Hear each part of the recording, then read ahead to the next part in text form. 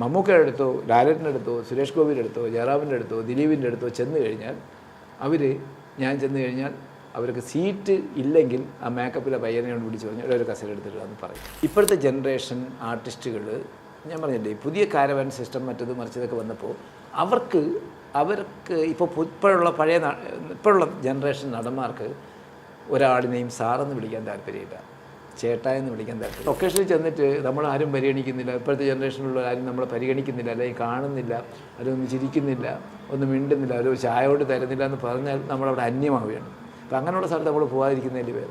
ഒരു നടൻ മുന്നിൽ നിൽക്കുമ്പോഴേ കുറച്ച് നല്ലൊരു കരുതലായിട്ട് നിൽക്കുന്ന ഒരു നടൻ ആരായിരിക്കും പറയുവാണെങ്കിൽ ഒന്ന് സൂക്ഷിക്കണം എന്ന് മനസ്സിൽ തോന്നുന്ന ആരായിരിക്കും? അത് എന്നെ സംബന്ധിച്ച് ഞാൻ വർക്ക് ചെയ്യുന്ന ഒരു പീരീഡും ഇപ്പോഴത്തെ പീരീഡും തമ്മിൽ വ്യത്യാസമുണ്ട്. ഞാൻ വർക്ക് ചെയ്യുന്ന പീരീഡിൽ ടെക്നീഷ്യൻസിന് നല്ല വിലയുള്ള ഒരു പീരീഡാണ്, ടെക്നീഷ്യൻസിന് അതേ വിലയുള്ള ഒരു പീരീഡാണ്.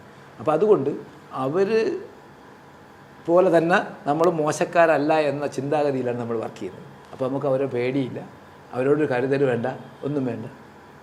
ഇപ്പോൾ ഉള്ളൊരു നടൻ എന്ന് പറഞ്ഞ് വളരെ 10 അടി 100 അടി മാറി നിന്നിട്ട് സിനിമ പ്രവർത്തിക്കുന്നവരാണ്. പണ്ടതല്ല, നമ്മൾ ഒന്നിച്ചിരുന്ന് ഭക്ഷണം കഴിക്കും. അന്ന് കാരവാൻ സിസ്റ്റം ഒന്നും ഇല്ലല്ലോ, ഭക്ഷണം കഴിക്കുന്നത് ഒന്നിച്ചിരുന്നാണ്. ഇപ്പോൾ ലാലേട്ടൻ, സുരേഷ് ഏട്ടൻ, മമ്മൂക്ക എല്ലാവരും കൂടെ നമുക്ക് ഒന്നിച്ചിരുന്ന് ടേബിളിൻ്റെ പുറത്തിരുന്നാണ് ഭക്ഷണം കഴിക്കുന്നത്. ചിലപ്പോൾ മമ്മൂക്ക എന്തെങ്കിലും സാധനം നമുക്ക് തരും, നമുക്ക് വീട്ടിൽ നിന്നൊക്കെ ഉണ്ടായിക്കൊണ്ട് നിന്ന് നമുക്ക് തരും, നമ്മളെ കൊണ്ട് നിർബന്ധിച്ച് കഴിപ്പിക്കും, അങ്ങനെയൊക്കെ ഉണ്ട്. പക്ഷേ ഇപ്പം അതല്ല. ഇപ്പോൾ അവർ ഭക്ഷണം കഴിക്കുമ്പോൾ പോലും ഒന്നിച്ചിരിക്കാറില്ല. മമ്മൂക്കയുടെ സാധനം കാരവാനിൽ പോകും, ലാലേട്ടൻ്റെ കാരവാനിൽ പോകും, ഡയറക്ടർക്ക് കാരവാനിൽ പോകും, യൂണിറ്റുകാർ മാത്രമാണ് ഒന്നിച്ചിരുന്ന് ഭക്ഷണം കഴിക്കുന്നത്, ഇല്ലേ? അല്ല, ഇവരൊന്നും ഈ താരങ്ങളായിട്ട് തന്നെ നിൽക്കുമല്ലോ. എൻ്റെ സംശയം ഇതാണ്, ഈ ഇപ്പോൾ ദുൽഖർ സൽമാൻ അദ്ദേഹത്തിന് എന്ത് ജീവിതമാണ് ഉള്ളത്? എപ്പോഴും ലാവിഷ് ആഡംബര ജീവിതം നയിക്കുന്ന ഒരാൾ സാധാരണപ്പെട്ട ഒരു കലാകാരനെ അല്ലെങ്കിൽ ഒരു ക്യാരക്ടർ അയാളോട് ചെന്ന് പറയുമ്പോൾ ആ ക്യാരക്ടർ അയാൾ ഒബ്സർവ് ചെയ്യും. അങ്ങനെ ഒബ്സർവ് ചെയ്ത് തുടങ്ങും. കഥ പറയുമ്പോൾ അയാൾ ഒബ്സർവ് ചെയ്യും. പിന്നെ വേറെ ഉണ്ട്, അവരൊക്കെ ഇത്രയും പണക്കാരാണ് മറ്റാണെങ്കിൽ പോലും അവർ സമൂഹത്തിലെ പല കാര്യങ്ങളും ഇന്ന് സോഷ്യൽ മീഡിയ കൂടെയാണ് മറ്റു മീഡിയ കൂടെയാണ് എപ്പോഴും അപ്ഡേറ്റ് ചെയ്തുകൊണ്ടിരിക്കുകയാണ്. അപ്പോൾ അവർ അത്രയും വലിയ ഒബ്സർവേഷനും ഡെഡിക്കേഷനും ഉള്ളതുകൊണ്ടാണല്ലോ വലിയ നടന്മാരായത്. അപ്പോൾ ഒരു ക്യാരക്ടർ കൃഷിപ്പണിക്കാരനാണെങ്കിലോ തോട്ടപ്പണിക്കാരനാണെങ്കിലോ എന്താണെങ്കിലും അയാൾ അതിനെ ഒബ്സർവ് ചെയ്ത് ആ ക്യാരക്ടർ അഭിനയിക്കാൻ ചിലപ്പോൾ 3 മാസം 6 മാസം 1 വർഷം കഴിഞ്ഞിട്ടായിരിക്കും. ആ 3 മാസത്തിനിടയ്ക്ക് അവർ ഓരോ ഒബ്സർവേഷനിൽ അവർ ചിലപ്പോൾ അതായിട്ട് മാറും. അവർ ചിലപ്പോൾ നല്ല കഥയാണ് അവർ ഇഷ്ടപ്പെട്ട് കഴിഞ്ഞാൽ അവരറിയാതെ തന്നെ അവരിലേക്ക് ആ കഥയുടെ സ്വാധീനം ചെലുത്തിക്കൊണ്ടേയിരിക്കും. അവരുടെ ഒരു കരിയറിൻ്റെ ഭാഗമല്ലേ അത്. പടം പൊട്ടിയാൽ അവരെ കരിയറിനെ ബാധിക്കില്ല. അപ്പോൾ അതാണ് അവരുടെ ചിന്ത. എന്ന് വെച്ചാൽ അവർ ജീവാത്മാവും പരമാത്മാവും ഇനി ചെയ്യാൻ പോകുന്ന സിനിമയാണ്. മനസ്സിലായി. പുതിയ നമ്മളൊരു കാര്യത്തിൽ ഡെഡിക്കേറ്റഡ് ആയതുകൊണ്ട് എന്തിനാണ് ഇതാണ് എൻ്റെ അടുത്ത ലൈഫ്, എനിക്ക് മറ്റുള്ളവരോട് കടപിടിക്കാൻ പറ്റുന്ന അടുത്ത സിനിമയാണിത്. അപ്പോൾ അതിന് മാത്രം ശ്രദ്ധിച്ചാണ് അവർ പോകുന്നത്. അപ്പോൾ ഓട്ടോമാറ്റിക്കലി അവരെല്ലാം ഇത്രയും പടങ്ങൾ ചെയ്ത് എസ്റ്റാബ്ലിഷ് ആയിട്ടുള്ള ഒരു ഡയറക്ടർ പ്ലസ് ക്യാമറാനാണ്, എല്ലാവരുമായിട്ട് നല്ല ബന്ധങ്ങളുണ്ട്. എങ്കിൽ തന്നെ ഒരു പുതിയ അല്ലെങ്കിൽ ഇപ്പോൾ എസ്റ്റാബ്ലിഷ് ആയിട്ടുള്ള നടനോട് പോയി കഥ പറയാൻ ഒരു ഭയമില്ല, അവർ സഹകരിക്കുമോ എന്നുള്ള ഭയം അലോട്ടുന്നുണ്ടോ?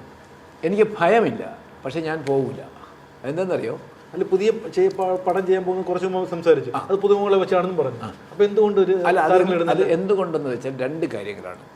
ഇപ്പോഴത്തെ ജനറേഷൻ ആർട്ടിസ്റ്റുകൾ ഞാൻ പറഞ്ഞില്ലേ പുതിയ കാരവാൻ സിസ്റ്റം മറ്റത് മറിച്ചതൊക്കെ വന്നപ്പോൾ അവർക്ക് ഇപ്പോഴുള്ള ജനറേഷൻ നടന്മാർക്ക് ഒരാളിനെയും സാറെന്ന് വിളിക്കാൻ താല്പര്യമില്ല, ചേട്ടായെന്ന് വിളിക്കാൻ താല്പര്യം. ഇപ്പോൾ ഞാനൊക്കെ സിനിമയിൽ വരുമ്പോൾ ഫഹദ് ഫാസിലൊക്കെ എന്നെക്കാളും ജൂനിയറാണ് സിനിമയിൽ, ഏജിലും ജൂനിയറാണ്. ഇപ്പോൾ ഫഹദ് ഫാസിലിനെ എന്നെ ചേട്ടാന്ന് വിളിക്കാനോ അല്ലെങ്കിൽ സാറെന്ന് വിളിക്കാനോ ഞാൻ ഫഹദ് ഫാസിലിനായിട്ട് എടുത്ത് പറയുകയല്ല, പൊതുവേ ഇപ്പോഴത്തെ ജനറേഷനിൽ നമ്മൾ അളിയ എന്ന് വിളിക്കുന്ന ആൾക്കാർ കൂടെ ഉള്ളപ്പോൾ എന്തിനാണ് സാറെന്ന് വിളിക്കുന്നവനെയും ചേട്ടാന്ന് വിളിക്കുന്നവരെയും കമ്മിറ്റ് ചെയ്യുന്നത്? പിന്നെ അതുമല്ല, നമ്മൾ കുറച്ച് ഓൾഡ് ജനറേഷനാണ്.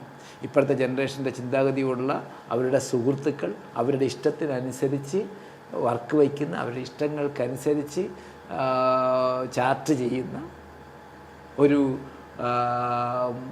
ഗ്രൂപ്പുള്ളപ്പോൾ എന്തിനാണ് വളരെ പ്രൊഫഷണലായിട്ട് എത്തിക്സ് വഴി സിനിമ ചെയ്തുകൊണ്ടിരുന്ന ആൾക്കാരെ പുറകെ പോകുന്നത്? അതുകൊണ്ടാണ് ഇന്ന് സിബി മലയിൽ സാർ സംവിധായകൻ മോശമാണോ, ഭദ്രൻ മാട്ടിൽ മോശമാണോ, ഷാജി കൈലാസ് മോശമാണോ, ജോഷി സാർ മോശമാണോ, തുളസീദാസ് മോശമാണോ, രായസേനൻ മോശമാണോ, വലിയ റാഫി മക്കാട്ടിന് മോശമാണ്? ഇവരെന്നും പടം ചെയ്യാത്തതിൻ്റെ വിഷയം എന്താ? ചെയ്യാത്തതിൻ്റെ വിഷയം എവരെയൊന്നും റെസ്പെക്റ്റ് ചെയ്ത് അല്ലെങ്കിൽ അവർക്കൊരു പോളിസി ഉണ്ട്, രാവിലെ ഇത്ര മണിക്ക് ഷൂട്ടിംഗ് തുടങ്ങണം, ഇത്ര ദിവസം കൊണ്ട് ഷൂട്ടിംഗ് തീർക്കണം. അവർ പഠിച്ച് ചെയ്ത് വന്ന ഒരു പാറ്റേൺ അതാണ്. ഇപ്പോൾ അതല്ല. ഇപ്പോൾ ഒരു സിനിമയുടെ ഷൂട്ടിംഗ് ഡേയ്സ് എത്രയാണ്? 100-150 ദിവസം കൊണ്ട് ഒരു സിനിമ ഷൂട്ടിംഗ്. പണ്ടെത്രയാണ്? 18, 20, 25 ദിവസം. 25 ദിവസത്തിൽ ജോഷി സാറിൻ്റെ പടമൊക്കെയാണ് 30 ദിവസം പോകണം. രാജസേന തുളസിദാസൊക്കെ 18 ദിവസം 20 ദിവസം മാക്സിമം സിനിമകൾ തീരും. ഇപ്പോൾ എടുക്കുന്നത് 150 ദിവസം, 300 ദിവസം, 200 ദിവസം. വലിയ പടങ്ങൾ ഇപ്പോൾ എടുക്കുന്നത് ഇപ്പോൾ ഒരു പടം പെപ്പയുടെ കണ്ട ഒരു പടം എത്രയും നാളായിരുന്നു ഷൂട്ടിംഗ് തീർന്നിട്ടില്ല. അപ്പോൾ അത് പ്രൊഡ്യൂസറെ സംബന്ധിച്ച് അവർ പെട്ടുപോവുകയാണ്. അല്ല, ഇപ്പം ഇങ്ങനെയുള്ള കഥകളോട്ടൊക്കെ പുതിയ താരങ്ങളോടൊക്കെ സഹകരിക്കും പോയിട്ടുണ്ട് സാർ. ഞാൻ 2-3 പ്രാവശ്യം എൻ്റെ പുതിയ സബ്ജക്റ്റുമായിട്ട് ഞാൻ 2-3 പേരുമായിട്ട് സഹകരിച്ചു. ഇപ്പം നിൽക്കുന്ന സൂപ്പർ സ്റ്റാറുകൾ നടന്മാരുമായിട്ട് അല്ലേ? അതെ. ഞാൻ വലിയ ആൾക്കാരുടെ അടുത്ത് പോയില്ല. ഇപ്പോൾ ശരിക്കും പറഞ്ഞാൽ ലാലേട്ടനോ മമ്മൂക്കയ്ക്ക് മിനിമം ഗംഭീരമായിട്ട് ചെയ്യാൻ പറ്റുന്ന സബ്ജക്റ്റാണ് ഞാനിപ്പോൾ ചെയ്യാൻ പോകുന്നത്. പക്ഷേ മമ്മൂക്കയോട് ചെന്ന് പറയുമ്പോൾ മമ്മൂക്കയ്ക്കോട് പറയാത്തതിൻ്റെ മെയിൻ കാരണം അത്രയും വലിയൊരു പ്രൊഡ്യൂസർ വേണം. മമ്മൂക്കയെ വെച്ച് ചെയ്യാൻ പറ്റുന്നൊരു പ്രൊഡ്യൂസർ വേണം. ഞാൻ ആദ്യമേ തന്നെ നമ്മളെ മനസ്സിൽ മമ്മൂക്കയെ വെച്ച് ചെയ്യണമെന്നുള്ളൊരു ക്യാൻവാസ് ഇല്ലാത്തതുകൊണ്ട് ചെറിയ ക്യാൻവാസിലാണ് ഈ കഥ രൂപപ്പെടുത്തിയിരിക്കുന്നത്. ഈ കഥ ഒരു മമ്മൂക്കയുടെ ക്യാൻവാസിലേക്ക് മാറ്റാൻ വളരെ സിമ്പിളാണ്. മമ്മൂക്കയ്ക്ക് അതിൻ്റെ പ്രൊഡക്ഷൻ കമ്പനി ഉണ്ടല്ലോ, വേണമെങ്കിൽ പുള്ളിക്ക് ഇഷ്ടപ്പെട്ട ചെയ്യുമല്ലോ. അതൊക്കെ അങ്ങനെ ഇപ്പോൾ മമ്മൂക്കയ്ക്ക് അത്രയും വലിയ വേറെ എന്തോരം കണക്ഷൻസ് ഉണ്ട് അവരുണ്ട്. ഈ കഥ അത്രയ്ക്ക് ഭയങ്കരമായിട്ട് നമുക്ക് തോന്നിയാലേ ആ പ്രൊഡക്ഷൻ എടുക്കുള്ളൂ. അത് എനിക്ക് മുന്നേ പറയാൻ പറ്റില്ലല്ലോ, അത് കേട്ടാലേ പറയാൻ പറ്റും. പിന്നെ നമ്മൾ ചിന്തിക്കുന്നത് എന്താണ്? മമ്മൂക്കയുടെ അടുത്തൊക്കെ പോയാൽ നടന്നില്ല, നമ്മളെപ്പോഴും നടക്കൂല എന്നാണ് ചിന്തിക്കുന്നത്. അവരുടെ അടുത്ത് പോയാൽ നടന്നില്ലെങ്കിൽ എനിക്ക് മോശം എന്നുള്ളതാണ്. നമ്മൾ അവരുമായിട്ടൊക്കെ ഇത്രയും സഹകരിച്ച് വെച്ചിട്ട് ചെന്ന് ഇപ്പം ഫഹദ് ഫാസിലിൻ്റെ അടുത്ത് ചെന്നാൽ അല്ലെങ്കിൽ നിവിൻ പോളിയുടെ അടുത്ത് ചെന്നാൽ എനിക്കൊരു സീറ്റ് കിട്ടിയില്ലെങ്കിൽ വിഷമമില്ല. എന്തെന്നറിയോ? അവർക്ക് എന്നെ അറിയില്ല, സഹകരിച്ചിട്ടില്ല, നമ്മളൊന്നിച്ച് വർക്ക് ചെയ്തിട്ടില്ല. അറിയാമായിരിക്കും, ഫഹദിനെ എന്നെ നന്നായിട്ട് അറിയാം. ഞാൻ ഫഹദിനോടൊന്നൊരു കഥയൊക്കെ പറഞ്ഞിട്ടുണ്ട്. പക്ഷേ നിവിൻ പോളിക്കോ ടൊവിനോയ്ക്കോ ഒന്നും എന്നെ അറിയത്തില്ല. ഞാൻ ചിലപ്പോൾ ചെന്ന് എനിക്ക് ആ ഒരു പക്ഷേ മമ്മൂക്കയുടെ അടുത്തോ ലാലേട്ടൻ്റെ അടുത്തോ സുരേഷ് ഗോപിയുടെ അടുത്തോ ജയറാമിൻ്റെ അടുത്തോ ദിലീപിൻ്റെ അടുത്തോ ചെന്ന് കഴിഞ്ഞാൽ ഞാൻ ചെന്ന് കഴിഞ്ഞാൽ അവർക്ക് സീറ്റ് ഇല്ലെങ്കിൽ ആ മേക്കപ്പിലെ പയ്യനെയോട് പിടിച്ച് പറഞ്ഞാൽ ഒരു കസേര എടുത്തിട്ടാന്ന് പറയും. അതെന്തുകൊണ്ടെന്ന് വെച്ചാൽ നമ്മൾ അവരുമായിട്ട് ഇത്രയും സിനിമകൾ അസിസ്റ്റൻ്റായിട്ടും ഒക്കെ വർക്ക് ചെയ്ത് ഒന്നിച്ച് ഉള്ളത് കൊണ്ടാണ്.